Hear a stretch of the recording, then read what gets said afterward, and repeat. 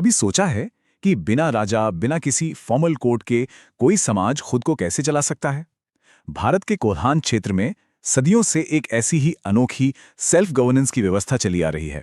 आज हम बात करेंगे मुंडा मान की प्रणाली की, एक ऐसा सिस्टम जो हमें दिखाता है कि कैसे एक समुदाय खुद को बहुत ही प्रभावी ढंग से मैनेज कर सकता है। तो सवाल यही उठता है कि आखिर ये होता कैसे है। मुंडा मान की व्यवस्था इसी पहेली का एक बहुत ही दिलचस्प जवाब है। देखिए, ये कोई किताबी थियरी नहीं है, बल्कि एक जीता जागता, सांस लेता हुआ सॉल्यूशन है जो कम्युनिटी को खुद को चलाने की ताकत देता है। और मजे की बात यह है कि यह सदियों से काम कर रहा है। तो चलिए देखते हैं कि आज हम क्या क्या जानने वाले हैं। हम इस अनोखी शासन व्यवस्था की जड़ों से शुरू करेंगे, फिर गांव से लेकर पिड़ तक इसके स्ट्रक्चर को समझेंगे, और फिर कहानी में एक मोड़ आएगा जब अंग्रेज आएंगे और विल्किंसन रूल लागू होगा। और आखिर में हम देखेंगे कि इस सिस्टम की विरासत आज क्या है। तो चलिए सीधे इस व्यवस्था के दिल में उतरते हैं। असल में मुंडामान की प्रणाली पूर्वी भारत के सिंहभूम इलाके में रहने वाली हो जनजातियों की ट्रेडिशनल गवर्नेंस सिस्टम है, जो ना जाने कितनी पीढ़ियों से चली आ रही है। इसे आप एक 2 मंजिला बिल्डिंग की तरह समझ सकते हैं। इसकी नींव है गांव, जहां कम्युनिटी की रोजमर्रा की जिंदगी चलती है, और फिर पहली मंजिल है पेड़, जो कई गांवों को मिलाकर बनता है। ये दोनों लेवल मिलकर सेल्फ रूल का एक बहुत ही मजबूत ढांचा तैयार करते हैं। तो सबसे पहले इस बिल्डिंग की नींव यानी गांव पर फोकस करते हैं। ये सिर्फ कुछ घरों का कलेक्शन नहीं है, बल्कि ये समाज की वो धड़कन है, वो कोर यूनिट है, जहां सारे सामाजिक और सांस्कृतिक नियम कायदे बनाए और निभाए जाते हैं। और हर गांव के दिल में उसका एक मुखिया होता है, जिसे कहते हैं मुंडा। मुंडा सिर्फ एक लीडर नहीं, बल्कि गांव का एडमिनिस्ट्रेटिव और सोशल हेड होता है। मुंडा का पद वंशानुगत होता है, यानी पीढ़ी दर पीढ़ी चलता है, जिससे एक कंटिन्यूटी बनी रहती है। और उनकी जिम्मेदारियां वो बहुत बड़ी हैं। गांव के जंगल, नदी नालों की देखभाल करने से लेकर त्योहारों की तारीखें तय करना, और हां, गांव के छोटे मोटे झगड़ों को सुलझाना। एक तरह से वो गांव की कलेक्टिव पावर का सिंबल है। लेकिन जाहिर है मुंडा ये सब अकेले नहीं करते। उनकी मदद के लिए एक बहुत ही जरूरी ऑफिशियल होता है, जिसे डाकुआ कहते हैं। आप कह सकते हैं कि डाकुआ कम्युनिटी की कम्युनिकेशन लाइफलाइन है। डाकुआ का काम बहुत सीधा लेकिन उतना ही जरूरी है।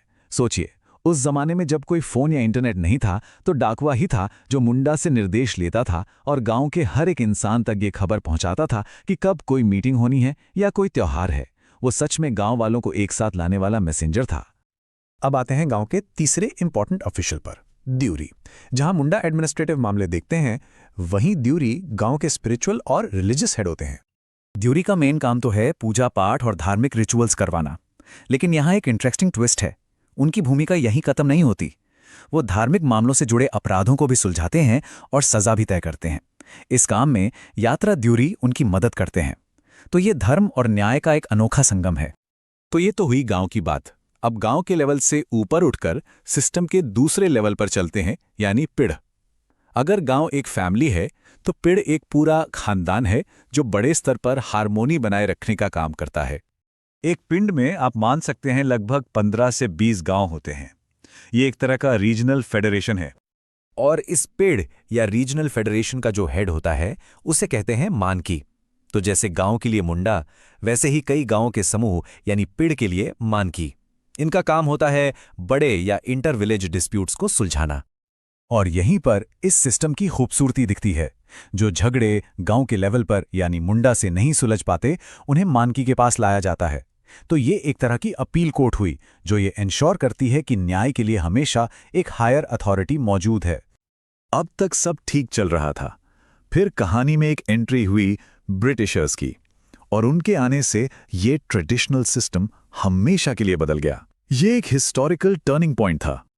तो हुआ ये कि 1760 के आसपास ब्रिटिशर्स ने कोल्हान क्षेत्र में इंटरेस्ट लेना शुरू किया। उनकी पॉलिसीज से लोकल हो लोगों के साथ टेंशन बढ़ा, जो 1831-32 में कोल विद्रोह के रूप में सामने आया। इस विद्रोह को दबाने के बाद अंग्रेजों को समझ आया कि फोर्स से काम नहीं चलेगा। उन्होंने साउथ वेस्ट फ्रंटियर एजेंसी बनाई और कैप्टन विल्किंसन को इस पूरे सिस्टम को स्टडी करने का काम दिया, जिसके बाद 1837 में आए नए रूल्स। तो इस विल्किंसन रूल ने किया क्या? इसने पूरे सिस्टम को एक नया रूप दे दिया। ये एक तरह का समझौता था। जिसमें ट्रेडिशनल सेल्फ गवर्नेंस को मान्यता तो दी गई, लेकिन कई बड़े बदलावों के साथ। सबसे बड़ा बदलाव, और शायद सबसे इंटरेस्टिंग भी, आया इसके फाइनेंशियल सिस्टम में। यह एक फंडामेंटल शिफ्ट था। देखिए, विल्किंसन रूल से पहले मुंडा और मानकी की पावर कम्युनिटी के रिस्पेक्ट पर बेस्ड थी। उन्हें कोई सैलरी नहीं मिलती थी। लेकिन अंग्रेजों ने फॉर्मल रेवेन्यू सिस्टम शुरू कर दिया, और अचानक उनकी पावर इस बात से जुड़ गई कि वो अंग्रेजों के लिए कितना रेवेन्यू कलेक्ट कर सकते हैं। और ये रेवेन्यू शेयर का सिस्टम देखिए, इससे पूरी पिक्चर क्लियर हो जाती है। जितना भी टोटल रेवेन्यू कलेक्ट होता था, उसमें से सिर्फ 16% मुंडा को और 10% मानकी को मिलता था, और बचा हुआ 74% सीधा जाता था ब्रिटिश ट्रेजरी में। ये ट्रेडिशनल अथॉरिटी को ब्रिटिश राज के लिए रेवेन्यू कलेक्शन मशीन में बदलने का एक बहुत ही स्मार्ट तरीका था। पैसे के अलावा उनकी न्यायिक शक्तियों पर भी लिमिट लगा दी गई। अब ग्राम सभा सिर्फ छोटे मोटे मामले यानी 300 रुपए तक के ही देख सकती थी। उससे बड़ा कुछ भी हुआ तो मामला सीधा जाता था ब्रिटिश ऑफिसर यानी कोल्हान सुपरिंटेंडेंट के पास। इस तरह उनकी आज़ादी काफी कम कर दी गई। इतने सारे बदलावों के बाद भी इस सिस्टम की एक लेगेसी है, एक विरासत है जो आज भी जिंदा है। इसे सिर्फ बदला नहीं गया, बल्कि इसे बाकायदा कानूनी रूप दिया गया है। इसके लिए एक ऑफिशियल डॉक्यूमेंट बनाया गया जिसका नाम था हुक्मनामा।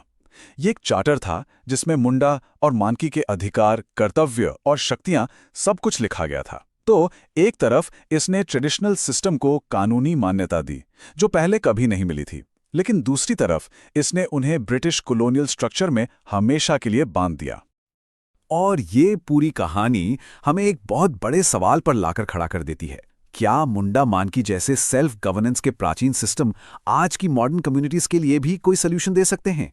क्या हम लोकल एम्पावरमेंट और कम्युनिटी हार्मनी के बारे में इस टाइमलेस मॉडल से कुछ सीख सकते हैं? इस पर सोचना वाकई दिलचस्प है।